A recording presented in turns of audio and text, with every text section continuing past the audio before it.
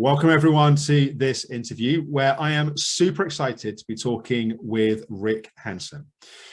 Rick Hanson is really one of the leading experts on bridging the gap between meditation and contemplative practices with science and the research behind it, but also therapeutic work. And he is a real treasure trove of knowledge and information. And in this interview, we're going to be exploring the power of meditation and mindfulness for trauma healing, but particularly through the lens of the challenges and struggles that people can have.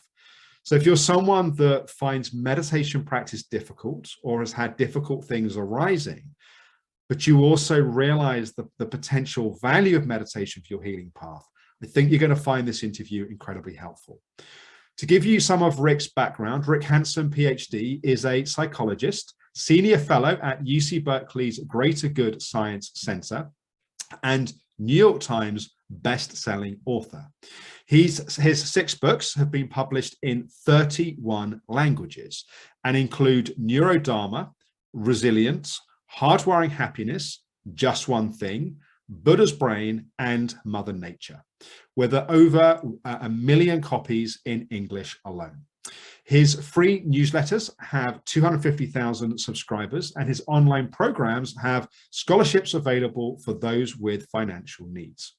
He's lectured at NASA, Google, Oxford, and Harvard, and taught in meditation centers worldwide. An expert in positive neuroplasticity, his work has been featured on CBS, NPR, the BBC, and other major media.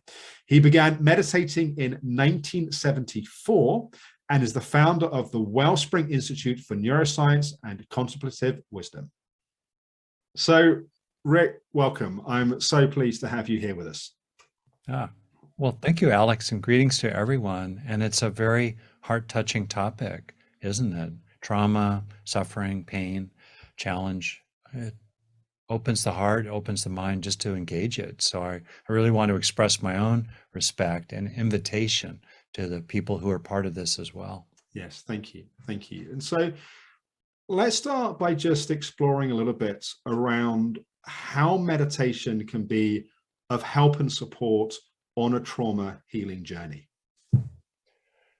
There are many kinds of meditation, and people use that word differently. While playing video games, I'm meditating, man, I'm meditating. I don't know so much. So taking that into account, if we think of meditation, let's say, in its simplest form, as remaining present while the stream of consciousness rolls along, just at a minimum, and potentially remaining present while resting attention in particular on something that's helpful, which could be the simple sensations of breathing or walking, or it could be something helpful like an awareness of what we're grateful for, or an awareness of connection with others, all of which are quite helpful.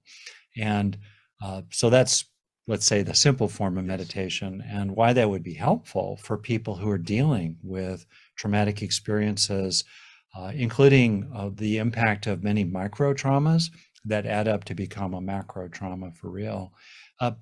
Just being able to stabilize that place while everything's streaming along is immensely helpful in dealing with trauma material, because then you're not so invaded by it or hijacked by it or swept along. Just that. Second, as we kind of stabilize, there's an inherently a bodily process of calming and stabilizing. The heart rate slows, the breathing slows typically naturally. That too is extremely helpful. And then third benefit of meditation is that you're training your attention to rest on something. And it's critically important to be able to place our attention plop where we want it to be, and to be able to disengage it from, for example, invasive, disruptive, traumatic material that's pulling us away. Attention is a little bit like a combination spotlight and vacuum cleaner. Right? I think of my vacuum cleaner, right? The light, illuminates where it's going, and then, frankly, neurologically, even what we are resting our attention on becomes a part of us. And so, if we are able to rest our attention on like the good stuff and hoover it up into ourselves, calming, feeling strong, feeling okay, feeling connected. That's good. And getting more control so we're not drawing into ourselves, a preoccupation with or an invasion by resentments or self-criticism or painful disruptive material.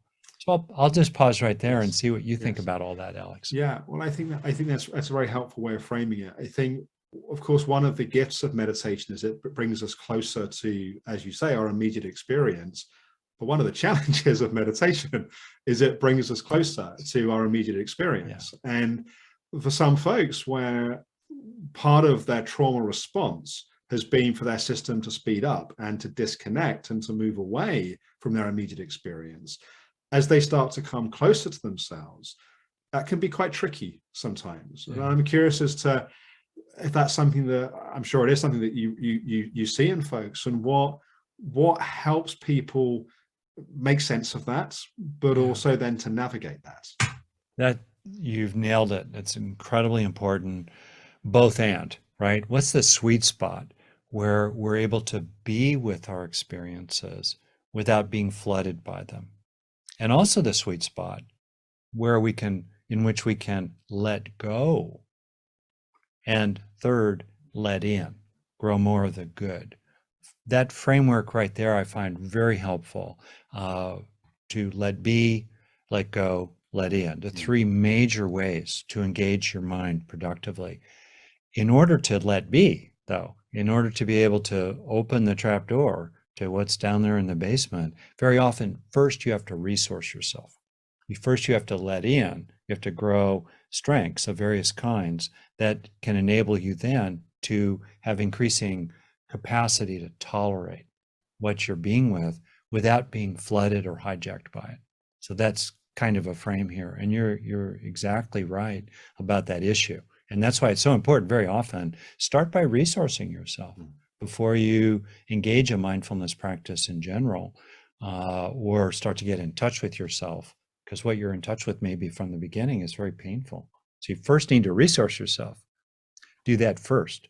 And then over time, and this is standard in the trauma territory, people like Peter Levine talk about pendulating. You swing into the material, you swing back, you touch it. I would not describe myself as having been traumatized while still having had a lot of suffering in my childhood. And over my lifetime of practice, have been emptying my bucket of tears, one spoonful at a time. There's a place for that. That's a beautiful line. Empty your bucket of tears one spoonful at a time. That's beautiful. Yeah. David Treleaven, excellent trauma-informed mindfulness practice. It's really important. We start, first of all, do no harm, including to ourselves. And first of all, we build strengths and capacity, frame. Then we increasingly can channel our history in ways that releases the charge on it gradually over time.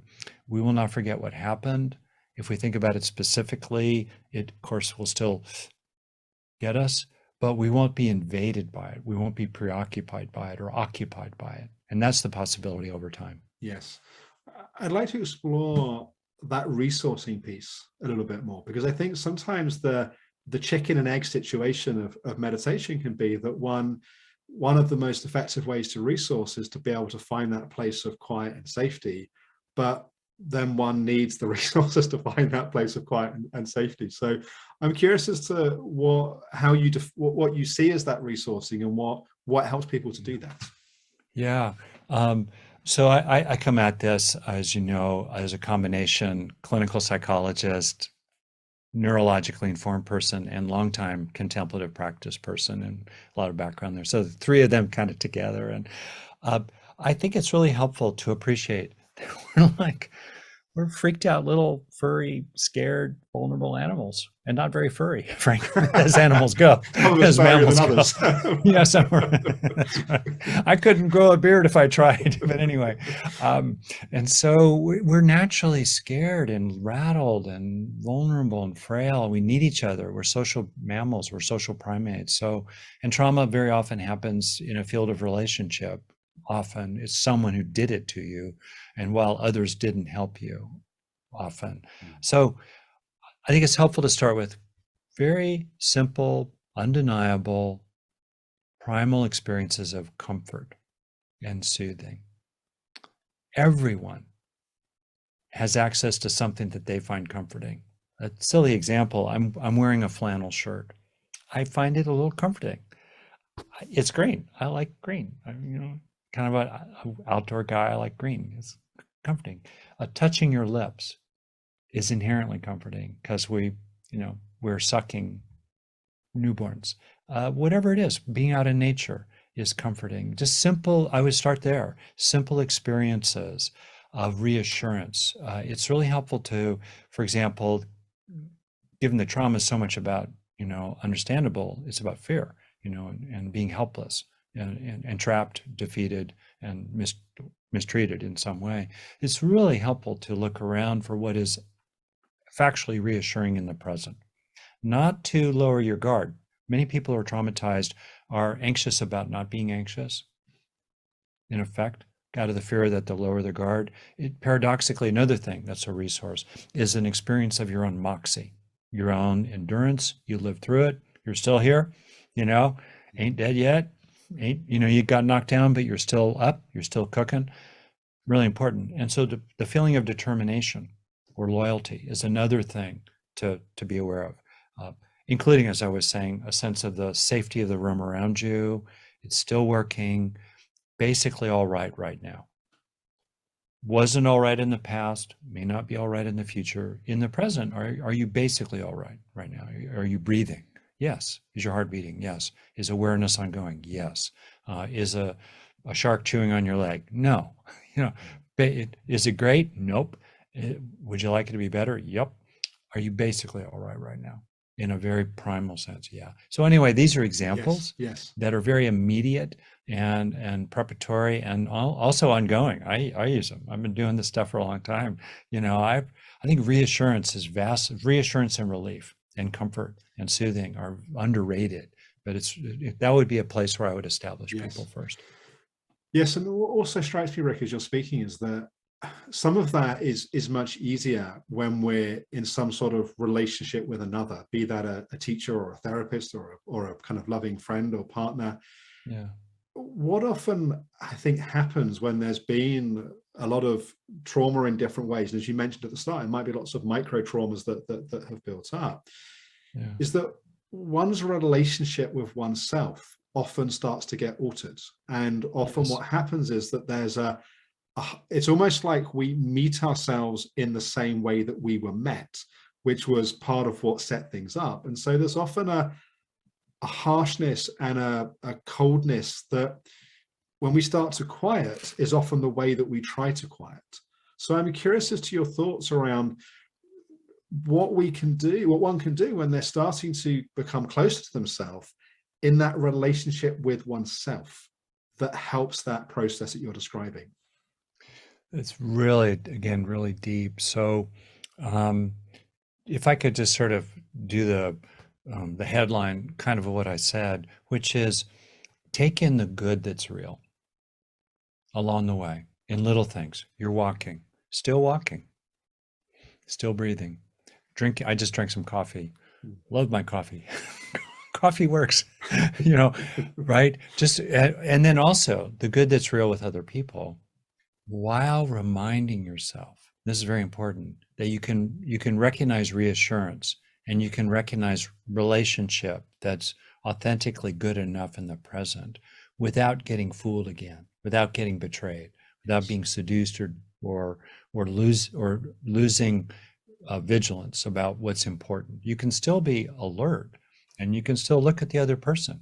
Like I'm being with you, Alex, you're being with me. I'm tracking and like I'm seeing who you are in a simple sense, right? Vice versa. And like that's reassuring. But yeah, if you suddenly turned into some weird seductive monster, I would notice it. So I can trust that I could notice it, not that you would ever be that.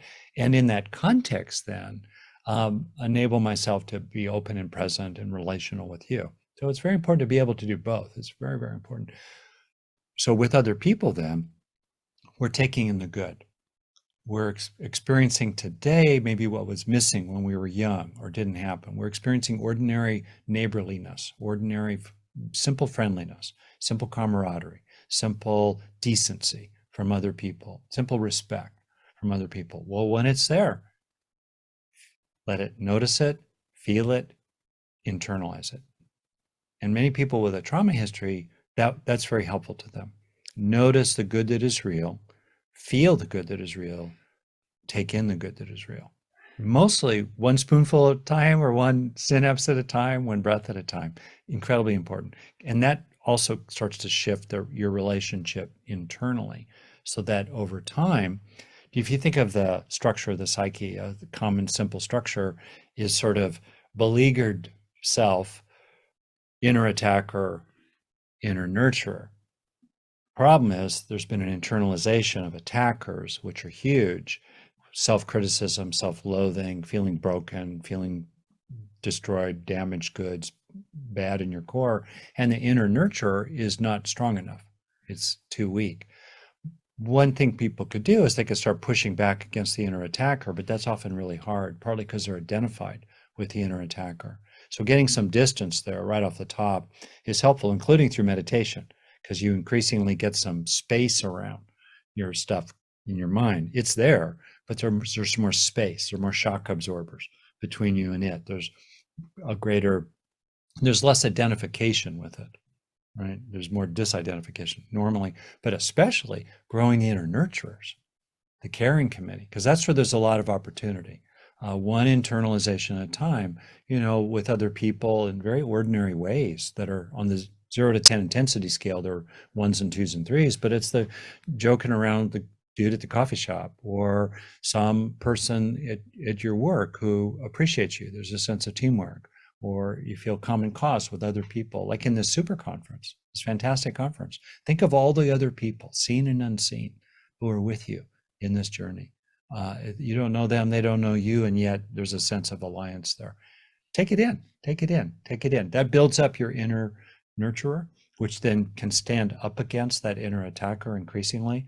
And it's full of opportunity to internalize and grow those inner nurturing, inner soothing, inner comforting, inner encouraging, inner guiding.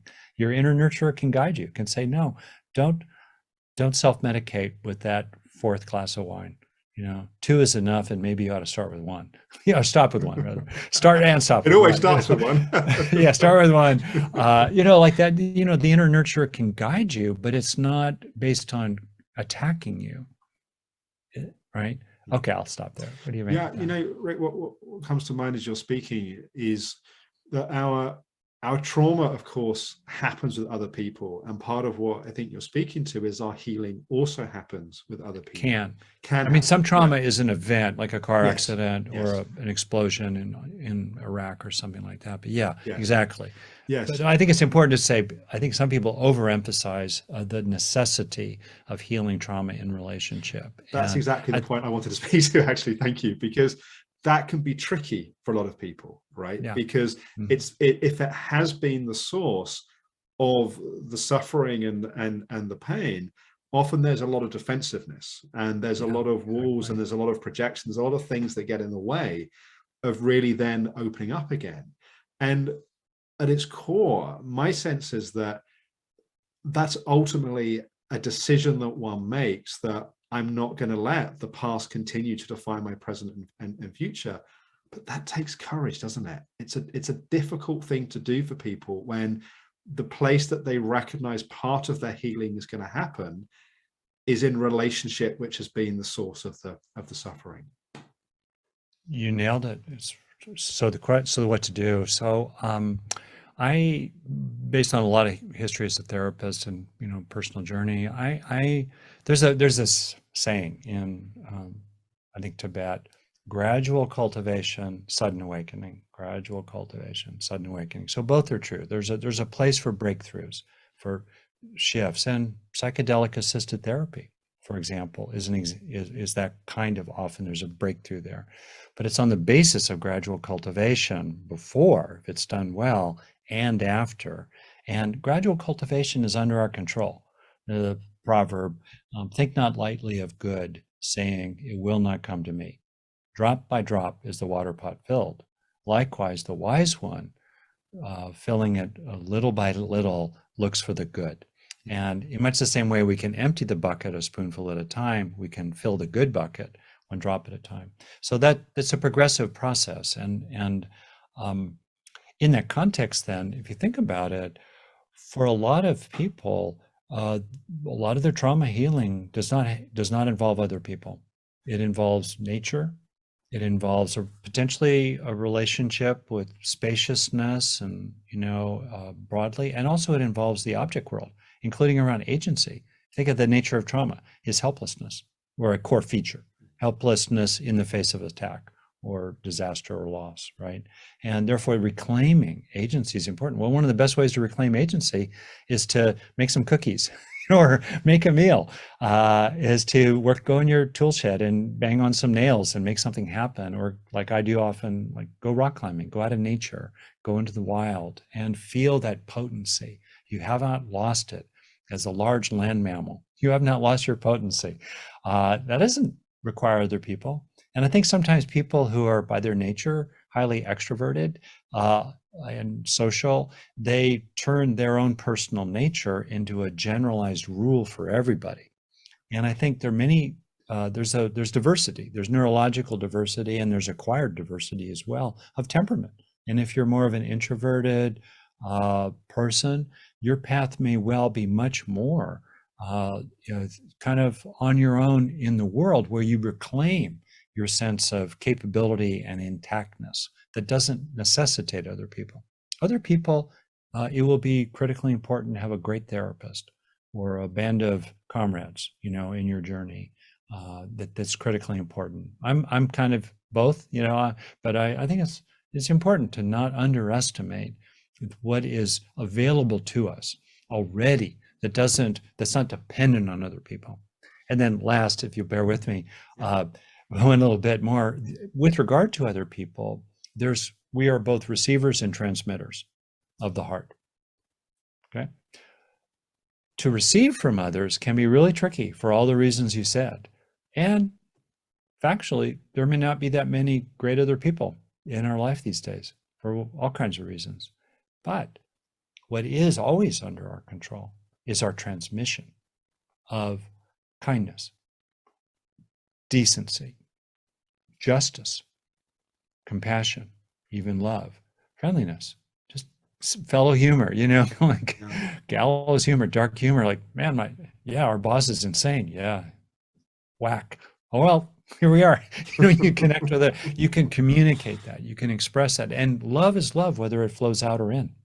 And it heals us, whether it's flowing out or flowing in all its forms. And we are not obstructed in the lovingness broadly, the kindness, the friendliness, the respect, the appreciation, etc., toward others, which makes us feel better along the way. Yes. I really appreciate you making that point around there are different paths of different people, because I think one thing that is often common is that, I talk to lots of excellent therapists and teachers and practitioners, but of course, myself, not saying I'm excellent, but as a therapist or practitioner myself, that one sees through the lens that they see it. And it's kind of like that thing that you go to a butcher and you say, what should I have for dinner tonight? And I don't know what you're going to have for dinner, but it's going to have meat in it. And it's that kind of tendency to sort of to recommend the thing that we specialize in. And I really appreciate that point of there are different paths of different people. And I'd like to touch on something within that around that path may be different, but somehow whatever that path is, I think there's something around the importance of practice and consistency within that. So I'd like to open that up a little bit, be it a therapy path or a contemplative path or a path in nature, but something around the importance of that showing up in consistency. I agree. And, before I became a soft-hearted therapist, I was a hard-headed business guy to some extent. And so I think about, the relationship between input and output. And frankly, how many minutes a day are you rested in what I call the green zone, in which you're still functioning? You might have some stress around the edges, there might be some anxiety around the edges, but in the core of your being, you feel basically okay. And there's a kind of resting in calm strength, a sense of gratitude, and a sense of warm-heartedness. Those three together, and neurologically, those relate to the three-stage evolution of the brain, reptilian, mammalian, primate, human, in terms of safety, satisfaction, connection, calm, strength, gratitude, relatedness, right, in terms of the brain. So that's kind of our sweet spot. How many seconds a day are you sort of rested in that sweet spot? And the more, the better. There's a dosing effect. There's no way around it, right? Like, I'm now starting to focus on weight training in my advanced age. I got away with a lot of stuff without weight training previously. How many pounds a day am I lifting? How many minutes am I spending on that? There's a relationship between effort in and results out. And so it's not to be hard about it, but honestly, Alex, I live in the world of personal practice. If someone's averages 5 minutes a day, actually, of, for them, sweet, helpful, relief, out of the red zone, into the green zone, out of the frying pan, into the lawn chair. That would be great. 5 minutes a day, right? And, or 1 minute a day. So the consistency of it really helps. Resetting really helps. If you think of a spectrum like green, chartreuse, yellow, orange, red of experience, we're tough critters. We can spend a lot of time in the yellow zone, but full red starts, it's like a car, sorry, my metaphors here. You're wearing through your brake pads. You can stop, that's orange zone or yellow zone, but you start grinding through your brake pads, your metal on metal, you start to destroy your brakes. It's not good. So resetting out of the red zone multiple times a day, at least back to yellow, if not chartreuse and green. Chartreuse halfway between green and yellow. I've learned a while ago, I guess. And anyway, so that's really important. And my wish for people is that they would take a minute a day at the most, and they would just commit, I'm going to spend a minute a day for me or more. It's fine. But a minute a day for me, coming to rest, getting out of the war inside my head, getting out of the war outside my head, coming home, our resting state. That's the problem with trauma, is that it creates a lot of chronic inner homelessness. We've lost touch with our home base, our resting state. Our resting state as animals is calm, contentment, and connection. Those three systems neurologically based. Dropping into your resting state, a minute or more a day, that'd be the best thing in the world. And then on top of that, you can add bells and whistles of different meditation techniques and paths. And for many people, they meditate in a religious framework. Fine, bringing that in as well, if that's appropriate for you, or stay totally secular, fine. That's what I would really wish for people. Yes. As you were talking there, Rick, the other thing that came to my mind is that often when we're in a dysregulated state, which often is one of the consequences of trauma, is we normalize to that state. And what you're describing, of course, gives us a taste of something different. It actually takes us out of that place we've normalized, which then allows us to realize perhaps the impacts of that, but also the possibility of something different. Very beautiful. Exactly right. Even just the window into that is really helpful. And then neurologically, we haven't talked much in that framework, which is fine, but literally neurologically, states become traits, for better or worse. And it's a cautionary tale. And we have a brain that's designed to acquire negative traits from negative states. That's its negativity bias. Makes it like Velcro for bad experiences, but Teflon for good ones.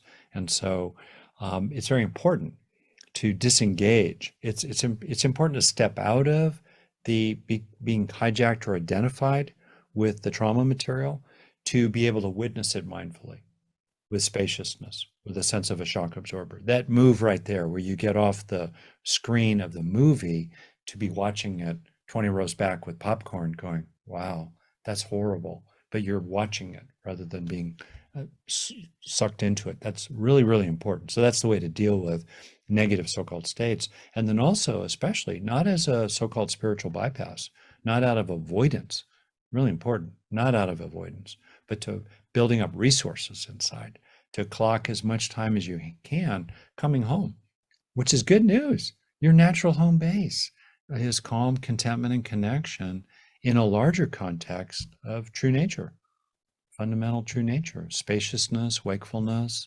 benevolence, and wisdom, is to come home. That's the key, is to come Yes. home. Yes. And of course, part of what helps us do that is cultivating a state of inner trust, right? Which again is another consequence of trauma, is often we lose, or at least we lose connection with that sense of trust. And I'm curious as to what you find helps people is it reclaim, or is it recontact that place of trust that allows them to really fully land in themselves? Yeah, that's very beautiful. The good news is that our underlying, literally biological nature is, as I've said, if you think of, I had a teacher for a while, he titled one of his books, "The Eating Gorilla Comes in Peace." That's a great title. When people they feel in the moment, actually, objectively safe enough, satisfied enough, and connected enough, these three major needs we have, then the biology normally defaults to its resting state of the green zone, in which there's coping, there's functioning, maybe around the edges, there's pain in the body or worry about your kid. I can understand both of those directly myself, but in their core, you're basically okay. That's our home. So that's really good news. And one of the things that promotes trust in ourselves is direct experience. If we observe, oh, I'm going to take one full breath, which, by the way, isn't necessary, for many people have been traumatized. The breath itself is traumatizing to focus on. So, don't do that if that's the case. But that said, if you just go, oh, one breath, and then let's say I deliberately exhale for some length, there's naturally a calming, because literally your heart rate slows as you exhale, right? As I drink a little water when I'm thirsty, what happens when I really notice that a need is being met in the moment? Oh, there is a calming. There is a calming.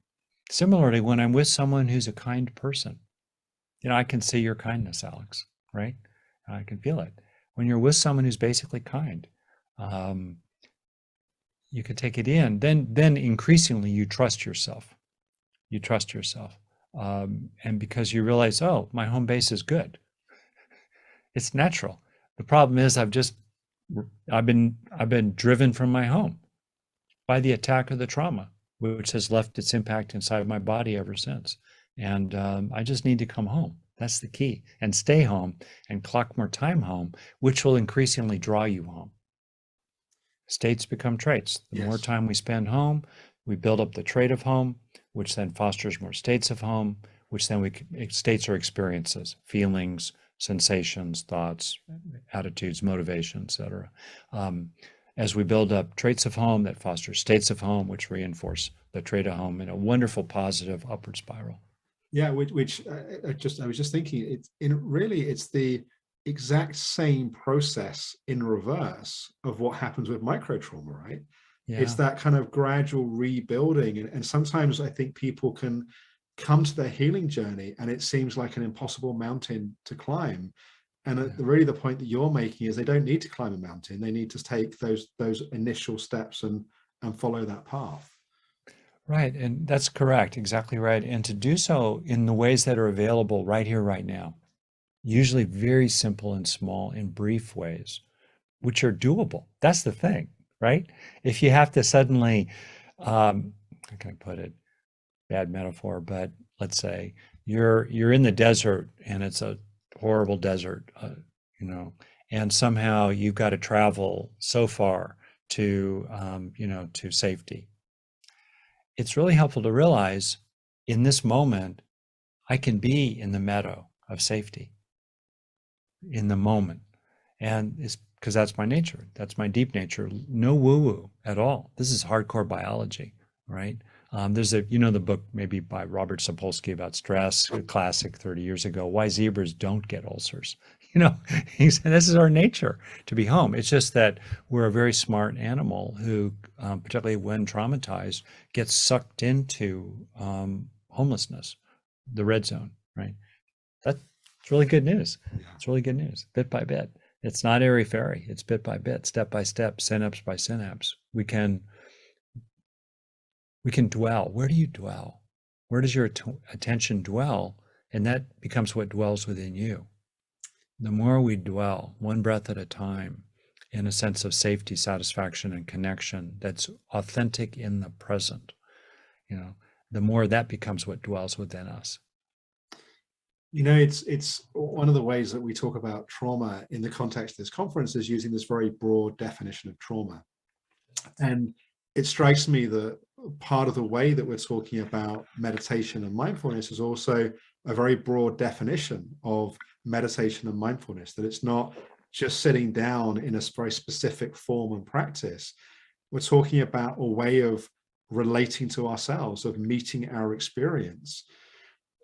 For those that may find, for now at least, formal meditation practice difficult, what are some of the other ways, and you've touched on some of them already as we've spoken, but what are some of the other ways that they can move towards themselves?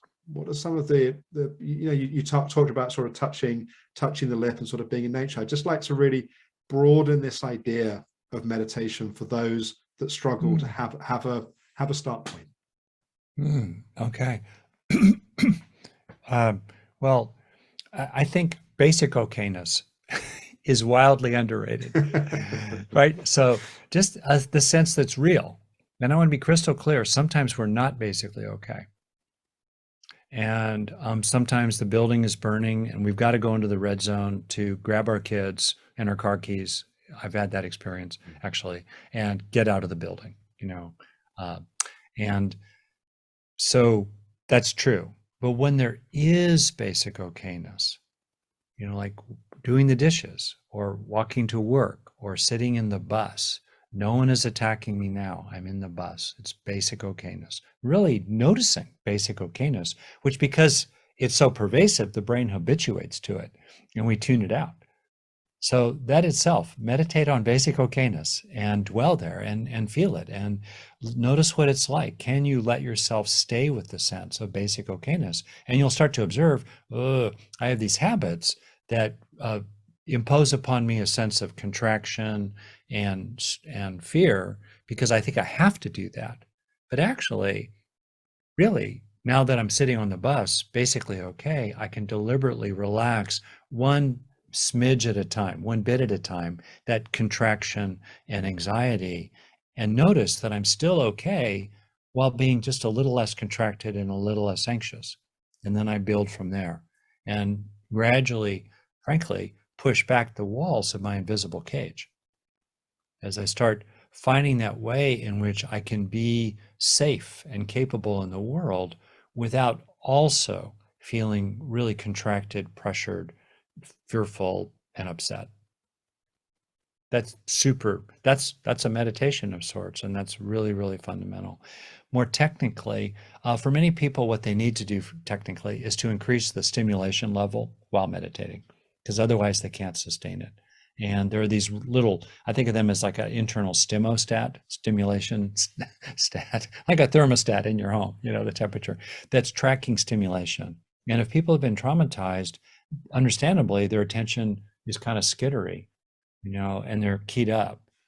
So they need a certain amount of stimulation, like walking while meditating, or meditating on something that's more heartfelt, like how they feel about their cat, or how they felt about their cat when they were a kid, as long as that's not a trigger warning, etc. So something more stimulating, maybe something more verbal, like just a simple, whatever's harmonious for you, maybe given your culture and your history, like a little thing, Mother Mary, come to me, or shalom, or peace, or may I be well, or it's okay, right?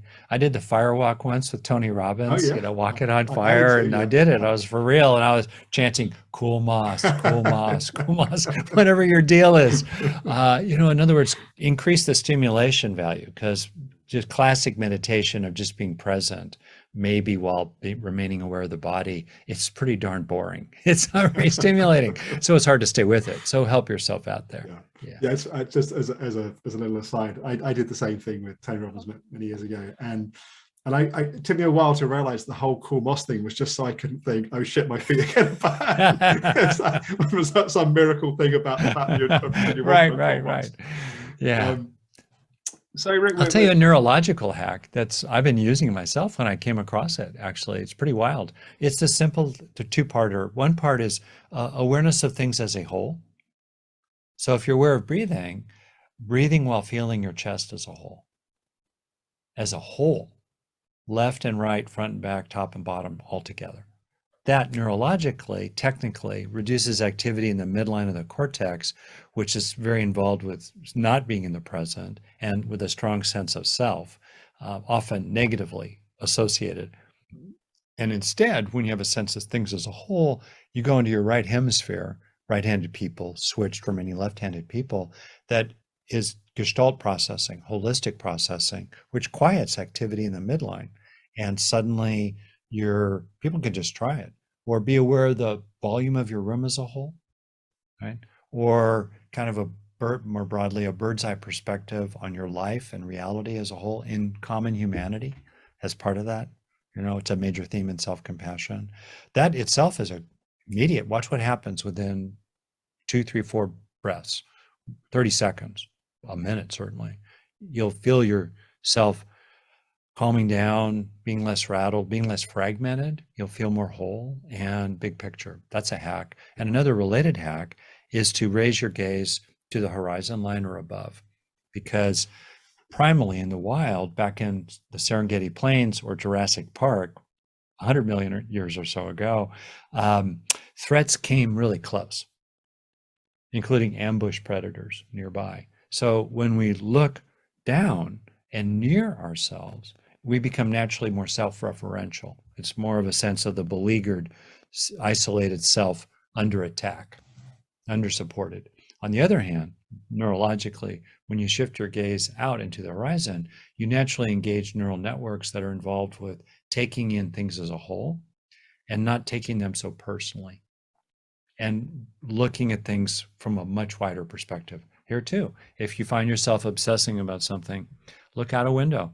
It's classic advice. We're now understanding scientifically why these classic methods work and why your grandmother's advice really worked. Yes. Honey, look at the clouds. Look at the clouds. Just watch the clouds for a few minutes. You'll feel better, sweetie. Right? Why? Well, why are so many enlightenment experiences happen while people raise their gaze to the heavens, to the stars, to the bigger picture? And neurologically, that's one reason why. So those are things people can do as well if you're going to meditate while having a sense of things as a whole, or even looking out, to a wider view. I mean, that's one of the beauties of science, right? That it helps us understand things that we've known for thousands of years to be true. Rick, I'm mindful of time, but people that want to find out more about you and your work, where's the best place to go, and what's some of what they can find? Oh, thank you. Simply, my website, I think is the best place, Rick Hanson, SON.net, rickhanson.net. You can just Google me too. It'll show up. And that website is full of tons of freely offered resources, quick little audios you can download or listen to, little videos, articles, resources from other people, ranging from things that are immediately accessible, including for children. On my website, immediately accessible, all the way to hardcore scientific stuff, kind of buried in a corner for those who have the acquired taste for that sort of thing. All the above, rickhansonson.net. We also have a number of very well structured, well curated, well done online programs that range from very quick things, like I literally have a program called Just 1 Minute. That's very, very short, different practices, all the way to a year-long program. And we always have scholarships for people with any kind of financial need. No one's turned away for lack of funds, which is really a fundamental value that we have. Yeah, it's amazing. Meanwhile, they're affordably priced for people, who typically would purchase an online product. The last thing I'll say, I can't help but say it, is that our son, Forrest, and I have the Being Well podcast, which now is getting around 100,000 downloads a week. It's really growing in scale. And about half our weekly episodes involve some super duper cool guests. Others are just Forrest and and I talking together about something significant. So people can also check out the Being Well podcast. Fantastic, Rick. It's been such a treat to have time together. I really appreciate it. Thank you. Ditto, Alex. And again, respect and good wishes for all the people participating in your wonderful conference.